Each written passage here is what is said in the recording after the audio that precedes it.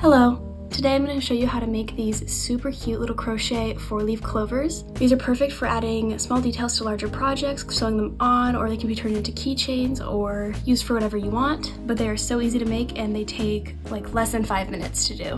What you will need to make this project is some yarn. This is a worsted weight acrylic. You will need a corresponding hook size. This is a 4.5mm hook. And you will need scissors and a yarn needle for the end of the project.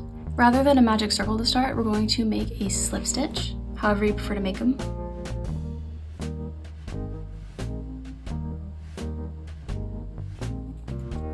And make sure that you leave a long enough tail to weave in at the end. So the first thing we're going to do is we're going to chain 3.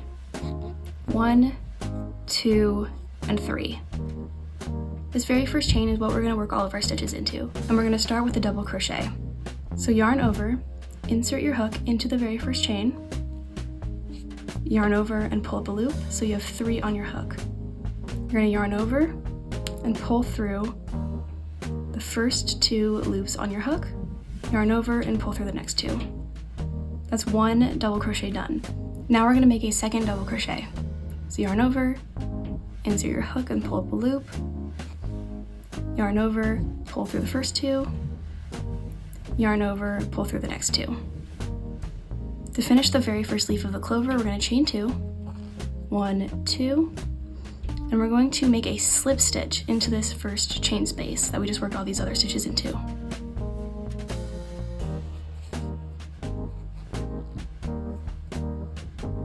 And that is our very first leaf of the clover done. All of the rest of the leaves will be worked the exact same way. So to start the next one, we're going to chain 2, 1, 2, and we're going to make 2 double crochets into this chain space. Yarn over, pull up a loop, yarn over and pull through 2, yarn over, pull through 2. One more time, pull up a loop, yarn over, pull through the first 2 loops, yarn over, pull through the next 2. To finish this second leaf, we're going to chain 2 and slip stitch into this center chain space.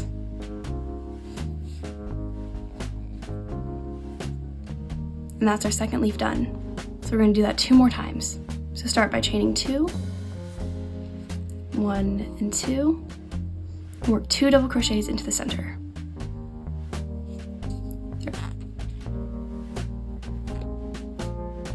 So there's our first double crochet and our second double crochet.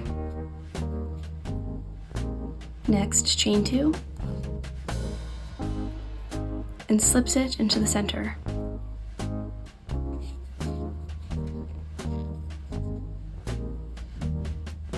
So now we have 3 out of 4 leaves done. This is what it's looking like.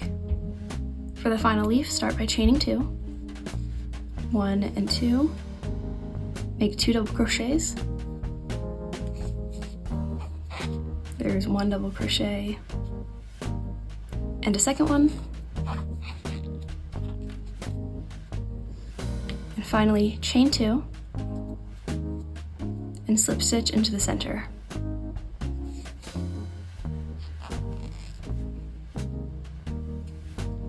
This is about what it should be looking like at this point. All that we have to do now is make the stem, and we're going to start that by chaining 5. 1, 2, 3, 4, and 5. And we're going to slip stitch our way back down the chain. So skip this very first chain closest to the hook and go into the second one and make a slip stitch. And that is what we're going to do down the remaining 3 chains. So go into the next one and make a slip stitch. Into the next chain, make a slip stitch. And into this final chain, you guessed it, make a slip stitch.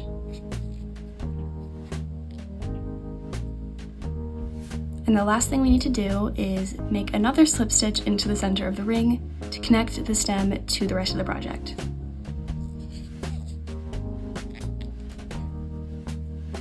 This is what it's looking like. So now you can go ahead and grab your scissors and cut the yarn. Make sure you leave a generous tail to weave the ends in. and grab your yarn needle. I'm going to go ahead and move this all out of the way. Once you've cut your yarn, use your hook to pull it up through the loop. And we're going to go ahead and weave in our ends now. I'm going to start by weaving in the end that we first started the project with. So flip the project over to the back side and put that end of the yarn onto your yarn needle. And I like to fold the end in order to make it easier to put on the needle.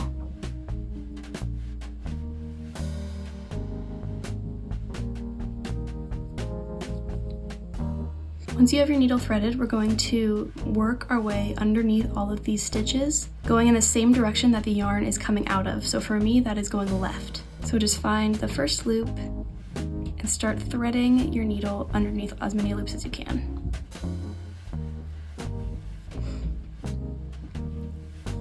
Go ahead and pull it through. And we're going to continue doing this until we've made our way once around the full circle.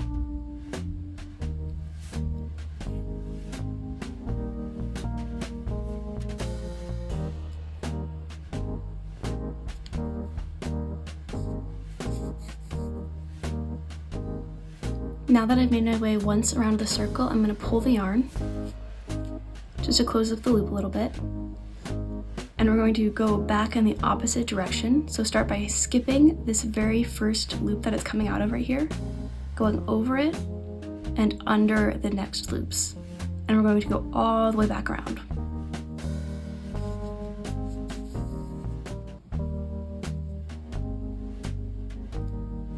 Once you've made your way back around, go ahead and pull it tight again. And we're going to repeat this one more time, going back this direction. So skip over this very first loop that is coming out from and go under the next and make your way back around.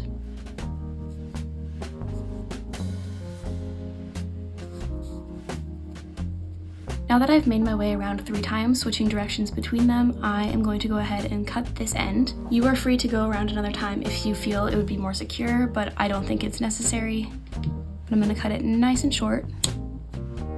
And it is time to weave in this final end. So I like to flip it back over to the right side. I'm going to thread my needle.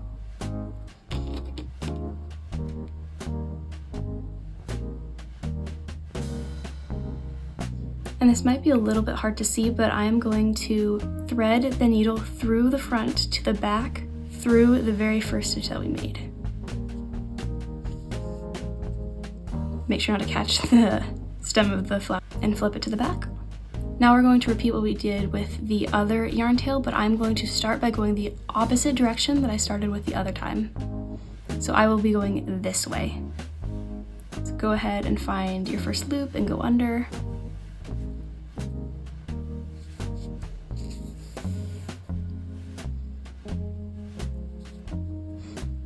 And you can see this really secures the stem of the clover onto the rest of the project. But keep going until you've made it around once. And then switch directions the same way we did with the other yarn tail.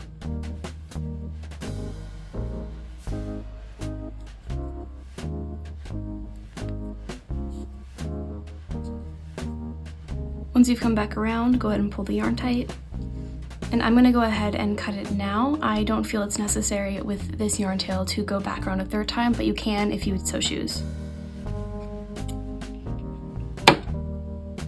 And there you have it. That is how you make this super cute, super easy little 4-leaf clover. If you enjoyed this video or found this tutorial helpful at all, please consider liking, subscribing, doing all of this stuff. I do have a similar pattern for a little flower that you might enjoy as well.